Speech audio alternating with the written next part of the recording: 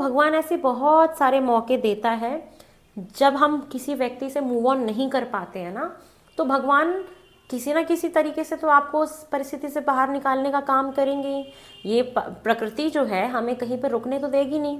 तो आप देखेंगे कि आपके जीवन में ऐसी बहुत सारी परिस्थितियां आएंगी जहाँ पे आपको उस व्यक्ति को ना जज करने का मौका मिलेगा।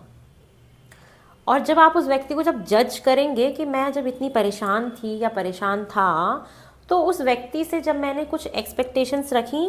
एज अ ह्यूमन बीइंग ही, कि वो बस मुझसे बात कर ले या वो मुझे थोड़ा सा एक सहारा दे दे, एज अ ह्यूमन बीइंग ही सिर्फ मुझे सुन ले,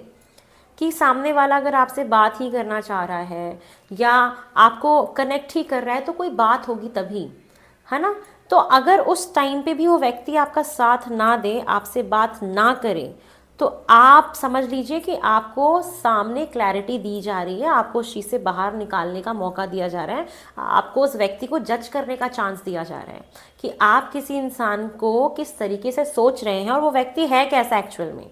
तो इस इन चीज़ों के लिए भी ना बहुत सारी परिस्थितियाँ आती हैं हमारे सामने,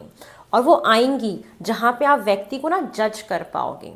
और जब हम जज करते हैं ना, किसी को समझ लेते हैं, तो हमें उस परिस्थिति से अपने आप को बाहर निकालना बहुत ईजी हो जाता है। क्योंकि हमारे अंदर वो बात बैठ जाती है ना कि जब मैं एक इंसान से सिर्फ एक एक ऐसा ही सपोर्ट चाह रही थी कि बस एज अ ह्यूमन बीइंग ही मुझे सपोर्ट कर दे, एज अ हम एक दूसरे को सिर्फ जानते हैं तो ही वो सपोर्ट कर दे, उस वक्त भी इंसान ने आपसे मुंह फेर लिया। तो ऐसे इंसान से मूव ऑन करना फिर बहुत इजी हो जाता है जब ये चीज़ें हमारे सामने दिखनी शुरू हो जाती हैं। तो ये होता ज़रूर है, ये क्लैरिटी ज़रूर मिलती है।